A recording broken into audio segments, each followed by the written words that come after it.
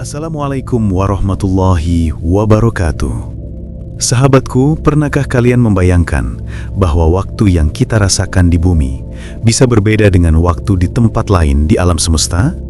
Satu detik di satu sisi bisa terasa seperti 1000 tahun di sisi lainnya. Konsep ini dikenal dalam fisika modern sebagai relativitas waktu. Sebuah teori yang sebenarnya telah diisyaratkan dalam Al-Quran lebih dari 14 abad lalu. Mari kita jelajahi bersama bagaimana konsep sains tentang ruang, waktu, dan perjalanan lintas dimensi yang dijelaskan dalam ilmu fisika modern, yang ternyata semakin menyingkap hikmah kebesaran Allah Subhanahu wa Ta'ala. Fakta pertama, relativitas waktu dalam sains dan Al-Quran. Menurut Einstein, dalam teori relativitasnya, waktu tidak absolut. Ia melambat saat bergerak mendekati kecepatan cahaya atau berada di medan gravitasi kuat seperti lubang hitam. Fenomena ini disebut dilatasi waktu. Namun, Al-Quran telah memberikan sinyal luar biasa tentang hal ini. Sesungguhnya sehari di sisi Tuhanmu adalah seperti 1000 tahun menurut perhitunganmu. Quran, Surat Al-Hajj ayat 47. Ini menandakan waktu di sisi Allah berbeda dengan waktu manusia. Dalam surah Al-Ma'arij ayat 4, Allah berfirman, "Ta'rujul malaikatu war-ruhu ilaihi fi yawmin kana miqdaruhu 50,000 sanah." Para malaikat dan ruh, yakni Jibril, naik menghadap kepadanya dalam sehari yang kadarnya 50.000 tahun. Artinya perjalanan makhluk di dimensi berbeda bisa sangat berbeda ukurannya dengan persepsi waktu kita. Kisah Ashabul Kahfi yang tertidur 309 tahun namun menyatakan mereka hanya tidur sehari, menegaskan waktu dapat berhenti dalam kondisi khusus. Quran Surah Al-Kahfi ayat 19. Sesuatu yang di awal abad 20 baru dapat dijelaskan dengan konsep ilmiah relativistik. Kedua, lengkungan ruang dan waktu, tanda keteraturan dalam ketetapan Allah. Mengapa waktu bisa berjalan berbeda di tempat yang berbeda? Dalam teori relativitas umum yang dikemukakan oleh Einstein, ruang dan waktu bukanlah bidang datar dan terpisah, melainkan satu kesatuan yang disebut ruang waktu. Space-time ibarat kain raksasa yang bisa melengkung oleh massa dan energi. Semakin besar massa sebuah benda langit, seperti planet, bintang, atau bahkan lubang hitam, semakin dalam pula lengkungan ruang waktu yang ditimbulkannya. Dan akibat dari kelengkungan itu, waktu di sekitarnya berjalan lebih lambat dibandingkan waktu di tempat lain. Fenomena ini bukan hanya rumus fisika yang indah, tetapi cermin dari keteraturan kosmos yang telah diatur oleh Sang Pencipta. Keajaiban ini selaras dengan firman Allah dalam Al-Quran. "Wasyamsu tajri limustaqarrin laha, dzalika taqdirul azizil alim. Wal qamara qaddarnahu manazila hatta 'ada kal'urjunil qadim. Lasyamsu yanbaghi laha تدرك القمر ولا الليل سابق النهار وكل في فلك يسبحون." Matahari beredar di tempat peredarannya, dan tidaklah matahari dapat mengejar bulan, dan malam pun tidak dapat mendahului siang. Masing-masing beredar pada garis edarnya. Quran Surat Yasin ayat 38-40. Ayat ini bukan sekedar penjelasan astronomi, tetapi gambaran betapa setiap benda langit tunduk pada hukum yang tetap, beredar dalam orbitnya tanpa saling bertabrakan. Sains modern menjelaskannya melalui hukum gravitasi, rotasi, dan revolusi. Sementara Al-Quran telah lebih dulu mengisyaratkan keteraturan ini 1400 tahun yang lalu. Tidak ada gerakan yang acak. Setiap lintasan, setiap putaran, semua mengikuti rancangan yang presisi. Bukti adanya sistem yang terukur dan penuh keseimbangan. Allah menegaskan kembali dalam firman-Nya, Inna kulla syai'in khalaqnahu biqadar. sesungguhnya kami menciptakan segala sesuatu menurut ukuran.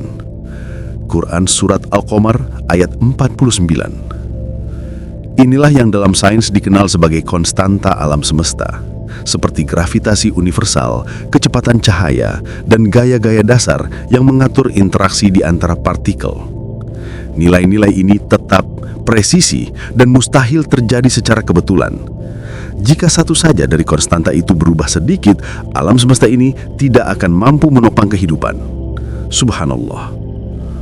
Ketiga, Isra Mi'raj, mukjizat melampaui dimensi. Setelah memahami bagaimana ruang dan waktu dapat melengkung dalam pandangan sains, mari kita renungkan sebuah peristiwa luar biasa yang melampaui batas-batas itu, Isra dan Mi'raj. Dalam satu malam, Rasulullah Shallallahu Alaihi Wasallam diperjalankan oleh Allah dari Masjidil Haram ke Masjidil Aqsa, lalu naik menembus 7 lapisan langit hingga mencapai Sidratul Muntaha, tempat tertinggi yang tak dapat dijangkau oleh makhluk manapun. Allah berfirman, Subhanalladzi asra bi'abdihi laylan minal masjidil haram ilal masjidil aqsa alladzi barakna hawlahu linuriyahu min ayatina innahu huwas sami'ul basir. Maha suci Allah yang telah memperjalankan hambanya pada malam hari dari Masjidil Haram ke Masjidil Aqsa agar kami perlihatkan kepadanya sebagian dari tanda-tanda kami. Quran Surat Al-Isra ayat 1. Perjalanan agung ini dilakukan dengan buraq, makhluk cahaya yang digambarkan bergerak lebih cepat dari pandangan mata. Jika kita meninjau dari perspektif fisika modern, kecepatan seperti itu bahkan melampaui kecepatan cahaya, batas tertinggi yang dikenal manusia. Albert Einstein dalam teori relativitas khusus menjelaskan bahwa semakin cepat suatu benda bergerak mendekati kecepatan cahaya, waktu baginya akan berjalan lebih lambat dibandingkan waktu bagi pengamat yang diam. Fenomena ini disebut dilatasi waktu. Dan jika sebuah benda mencapai kecepatan cahaya, waktu bagi benda itu akan berhenti total. Tak ada perubahan, tak ada jarak yang terasa, seolah ruang dan waktu menyatu. Betapa menakjubkan ketika kita memandang mukjizat Isra Mi'raj dalam cahaya ilmu pengetahuan modern. Apa yang dalam teori fisika baru disingkap sebagian kecil telah terjadi secara nyata atas kehendak Allah kepada nabinya. Perjalanan Mi'raj bukan sekedar perjalanan horizontal melintasi jarak, tetapi perjalanan vertikal melintasi dimensi, dari dunia materi menuju dimensi cahaya ilahi. Isra Mi'raj bukan sekedar mukjizat yang menakjubkan secara spiritual, tetapi juga cerminan dari kemahakuasaan Allah atas ruang, waktu, dan seluruh dimensi eksistensi. Subhanallah. Keempat, asal-usul alam semesta dalam Al-Quran dan sains. Sains modern menjelaskan bahwa alam semesta bermula dari peristiwa besar yang disebut Big Bang. Ledakan dahsyat dari satu titik singularitas yang sangat padat dan panas, dari mana ruang, waktu, dan seluruh jagat raya terbentuk. Sejak saat itu, alam semesta terus mengembang, sebagaimana dibuktikan oleh pengamatan terhadap galaksi yang saling menjauh. Namun, sains juga memprediksi bahwa di akhir masa, pengembangan ini bisa berbalik menjadi Big Crunch, ketika alam semesta melipat dirinya kembali ke titik asal. Menakjubkannya, Al-Quran telah mengisyaratkan hal ini berabad-abad sebelum teori tersebut ditemukan. Allah berfirman, أَوَلَمْ يَرَ الَّذِينَ كَفَرُوا أَنَّ السَّمَاوَاتِ وَالْأَرْضَ كَانَتَا رَتْقًا فَفَتَقْنَاهُمَا وَجَعَلْنَا مِنَ الْمَاءِ كُلَّ شَيْءٍ حَيٍّ أَفَلَا يُؤْمِنُونَ.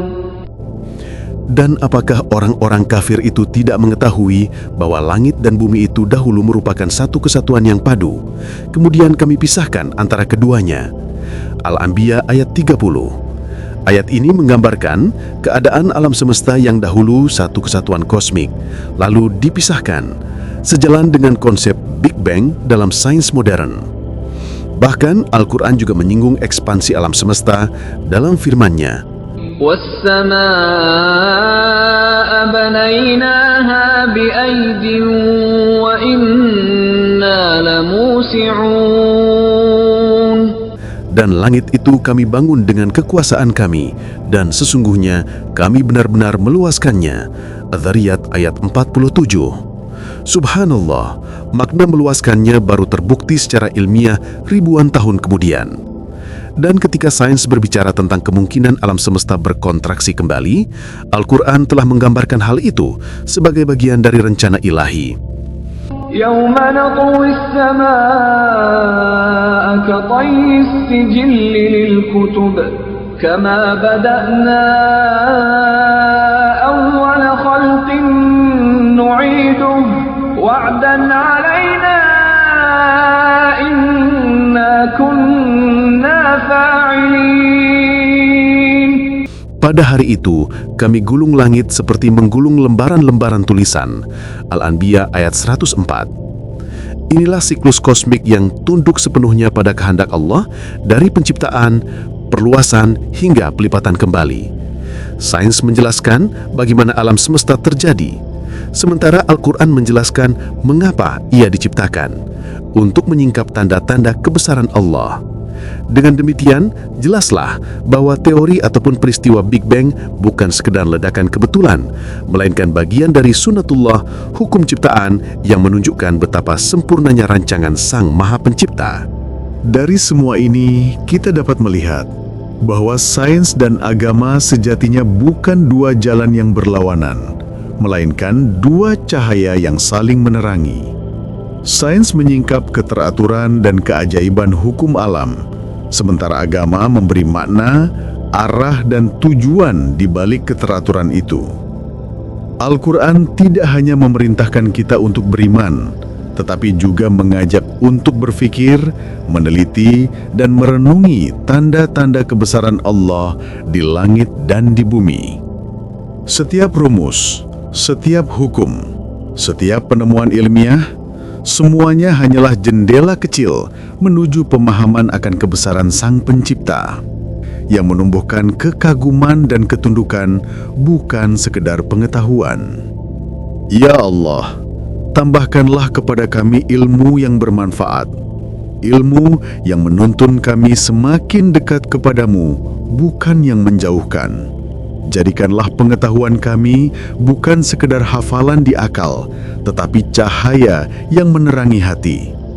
Bukakanlah mata kami untuk melihat tanda-tanda kebesaran-Mu di alam semesta, dan bukakanlah hati kami untuk memahami hikmah-Mu di setiap ketetapan. Amin. Ya Rabbal Alamin. Wassalamualaikum warahmatullahi wabarakatuh.